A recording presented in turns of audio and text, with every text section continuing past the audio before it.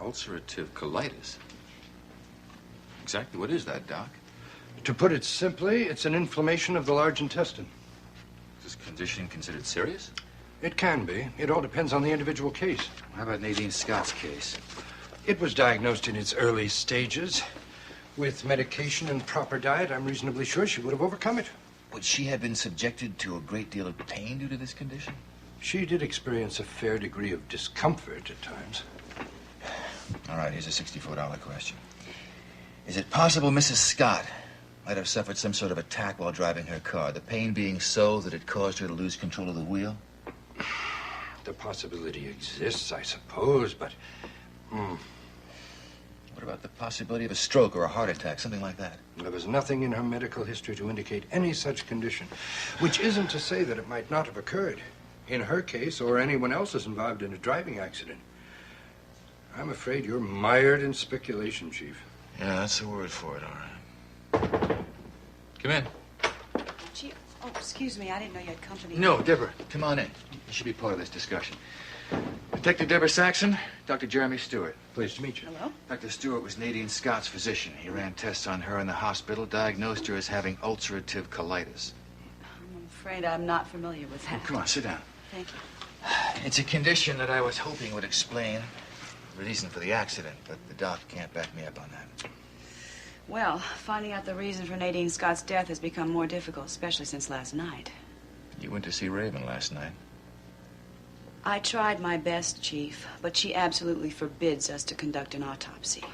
You should be made aware this type of response is common among relatives of any newly deceased person. Still, we should know why the woman lost her life. Well, look, you tried your best. Let's just leave it at that, all right? Chief, I'm not satisfied. In fact, one of the reasons I'm here is to ask you if you'll make this autopsy a police order.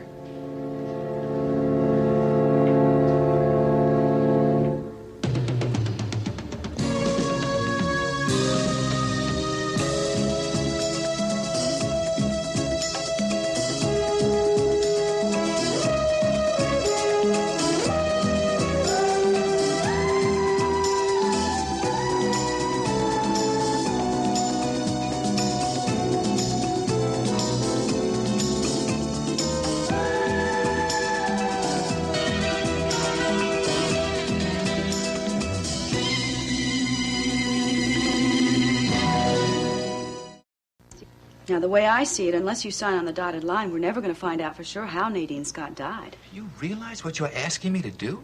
I'm asking you to help me find the answer to what killed somebody. I am not about to go against the family's wishes, not without a damn good reason. If you'll pardon me, unless you need any further medical information, I really should be on my way. Of course, excuse us, Doctor.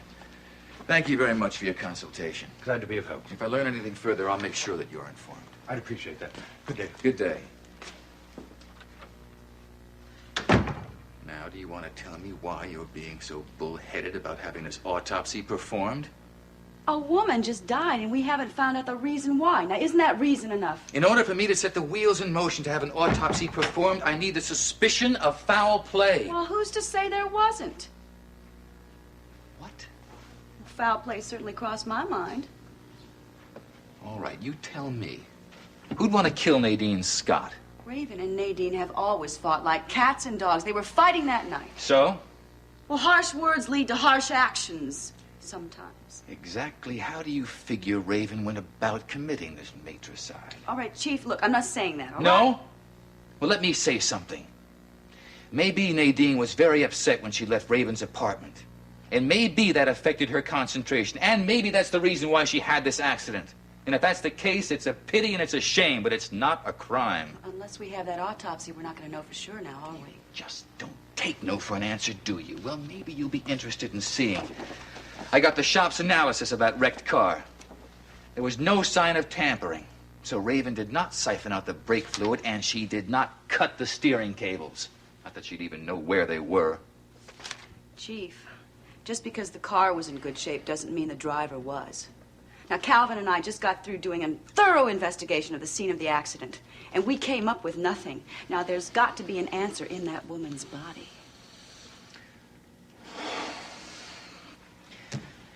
I don't know. sure that you can justify a police order, Chief? I'll think about it. No promises. Well, you better think fast, because Raven is. What's that supposed to mean? She had her mother's body sent over to the funeral home this morning. She'll probably have her 6 feet under by this afternoon.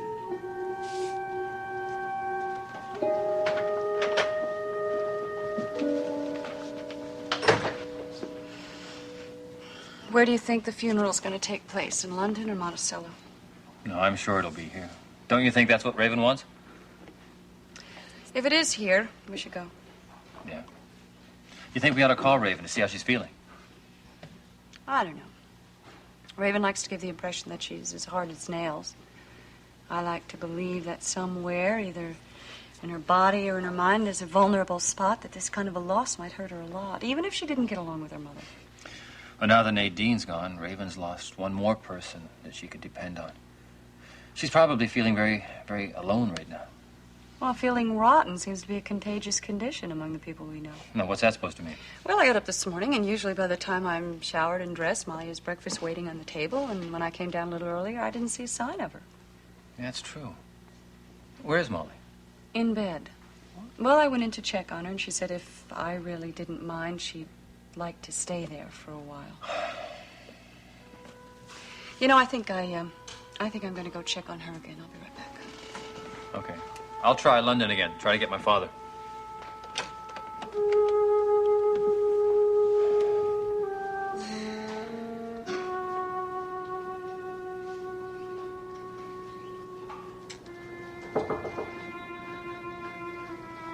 Yes? Molly, it's Mrs. Scott. I'll be right. Just a minute, Mrs. Scott. Be right with you. All right, please come in. How are you feeling? Oh, I'm all right. I'm fine, really. You sure? I'm very sorry I stayed in bed so long. I just couldn't keep to get going this morning. I'll be dressed and right out to make breakfast for you. It's all right, it's all right. We've already eaten. We're just managing fine. Oh, I don't want you to think I'm gold-bricking. It just isn't really me. I know it isn't, Molly, and that's why I'm a little worried. Well, please don't worry. I just didn't sleep very well, that's all. You look upset to me. Maybe even depressed. I know when people get into those moods, they have a tendency to stay in bed. You, got to know me pretty well, didn't you? Yeah. Listen, I just want you to know that if you feel it'll help to talk to anyone,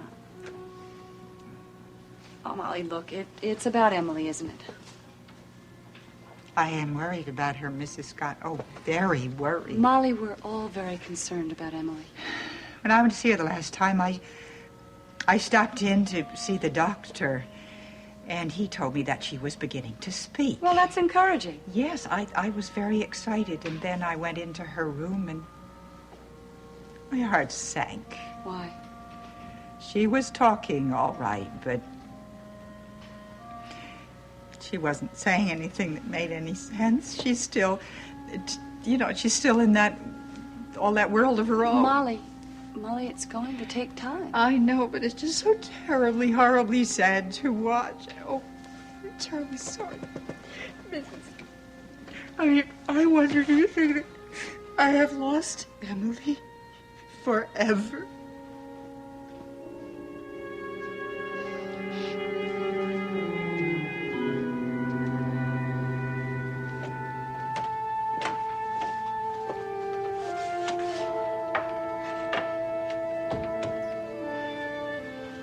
Trees are so beautiful here, aren't they, Kirk? You know, we're going to have to start thinking about all those leaves falling. They're going to be all over the lawn. You know, I think I saw a rake in the garage, but I'll have to check on it. We could clean up the yard together if you'd like. I think it'd be fun. You know, when we get time, I'd really like to move that piano right in front of the bay window so I can look out when I play. You know what we haven't even talked about? A vacation. You've been working so hard at the factory. I'm sure you'll have time coming up, and we really should get away. we could fly down to some island and lie on the beach. Oh, I've always wanted to do that. Or we could even hop in the car and go sightseeing. It really doesn't matter. Just as long as we're together. Kirk?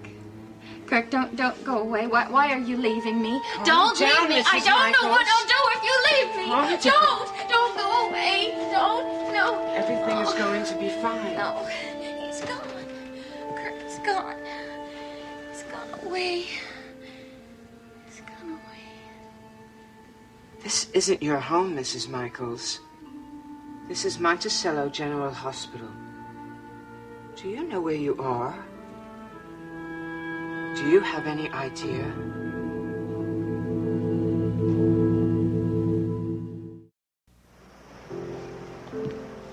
Oh, how's Molly? Oh, she's still in bed. Look, if she's not feeling well, why don't we call Miles, have him come over and take a look at her? Because there's nothing wrong with Molly physically. She's heartsick over Emily. Can't blame her for that. Oh, now, come on, you're not feeling guilty. Emily's illness isn't your fault. Oh, I know that. But I can sympathize with the way Molly feels. You know, Molly was more than just a housekeeper. Emily was like her daughter. Yeah, well, you know, there's very little you've said about that time. There's not much to say.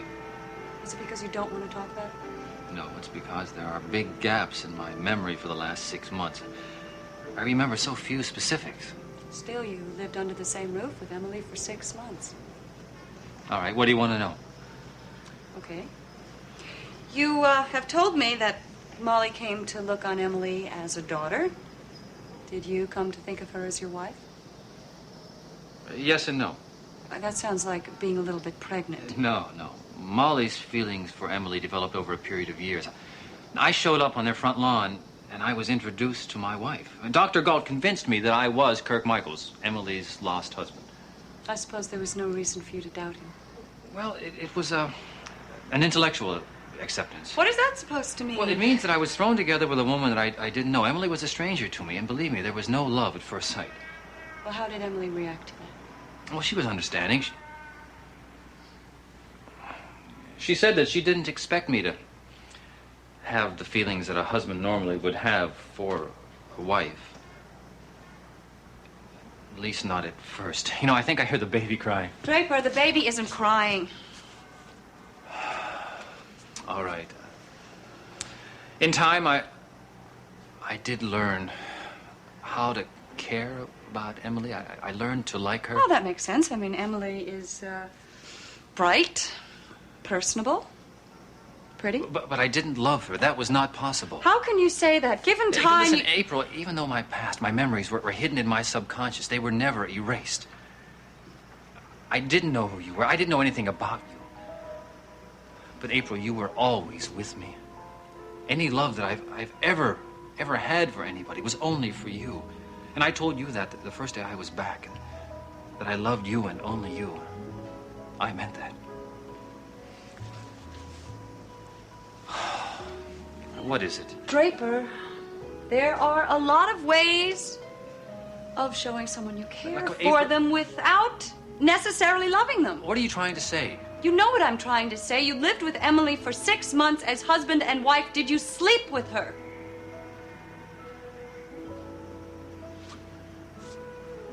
I don't know. I would greatly appreciate you being honest with me. There's no need to protect me, and it's a perfectly understandable question considering the circumstances. April, I'm telling you the truth. It's one of the blank spots that I have. I don't know. I truly don't know.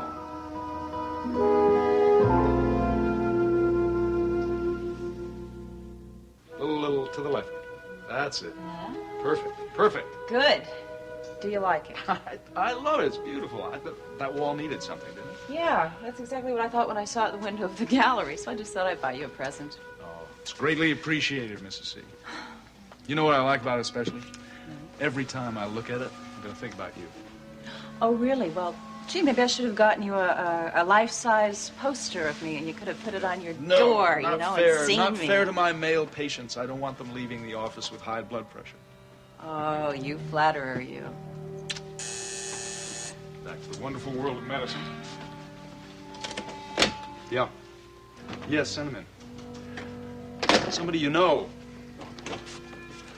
Hello, Dr. Stewart. Thanks so much for coming over. How are you, Miles? Here are those records you wanted to look over. It's one of your favorite patients there. Hello, Nicole. How are you? Is that just a pleasantry, or do you really want to know? I really want to know. Because I'm just fine. I'm wonderful. I'm fit as a fiddle and all that stuff. You seem perkier than when you came in to see me. Well, I think all that anemia stuff was just temporary because I have no energy lags and no fatigue. Just a little bit more makeup than usual. I've been trying to tell her to take it easy, slow her pace down to a slow run, and try to keep this thing from coming back. Your doctor husband is dispensing good advice. And I'm trying to take it. Try hard, Nicole. It's for your own good.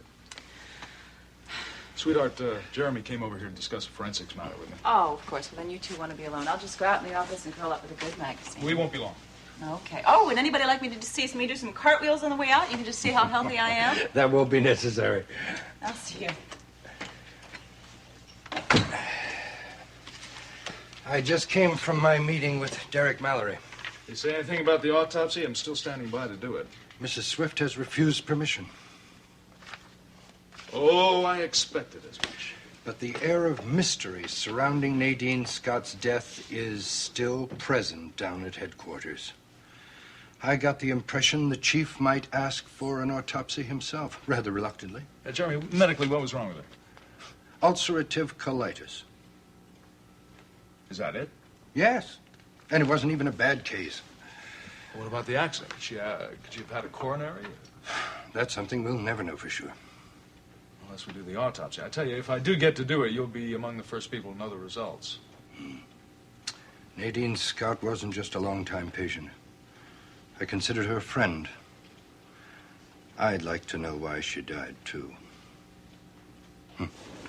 Look, Jeremy, before I let you go, would you mind telling me a little bit more about my wife's condition? Well, the original blood sample I took came back showing Nicole had a slightly low red count. That's all, just a mild case of anemia? Now you know as much as I do. But you've taken more than one test. Why'd you have to do that? I just wanted to confirm my diagnosis. Although I do think Nicole should be watched. Have tests taken more often, just to make sure.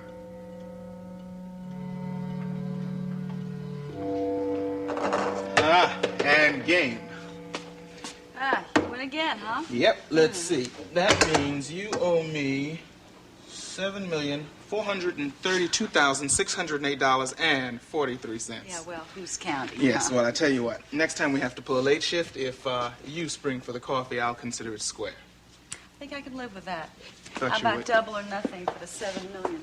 Okay, but the way you're playing tonight, this is just money in the bank. I'm kind of surprised at you. You usually beat the pants off me at this. Well. Ready? 1, 2, 3. Well, everybody's entitled to a bad day, right? Yeah, well, if I had to take a guess, I'd say your mind is someplace else.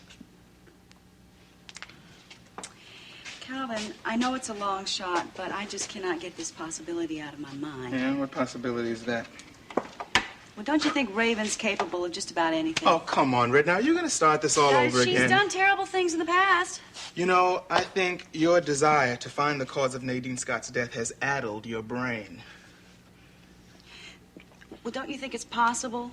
You want to discount the idea that maybe she was involved? Red, in all the things, all the mean, underhanded things that Raven has ever done, there's never been any indication that she is in any way capable of anything as drastic as this. There's always a first time. That's Chief. Rec Room Saxon. Deborah, this is Chief Mallory. I just wanted to tell you to come and get it. Get what? The order for the autopsy on Nadine Scott. I just signed it.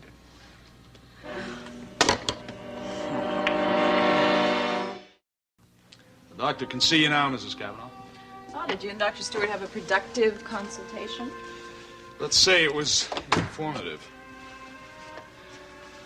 You look like he told you something you would rather not have heard. I've had more enjoyable discussions. Am I right in thinking that you two talked about something other than forensic medicine? What makes you think that? Oh, my ears were burning the entire time I was in the waiting Your room. name did come up, yes. But why, Miles? I told you I was fine. Listen, I'm not going to apologize for being concerned about your health. I happen to love you, and it gives me a vested interest in it. Well, I appreciate that, but it isn't necessary. I want you to get checked out once again, all right? This is a most disturbing request. Well, you'll notice all the I's are dotted and all the T's are crossed. It's a perfectly legal document. Oh, yes, everything appears to be in order.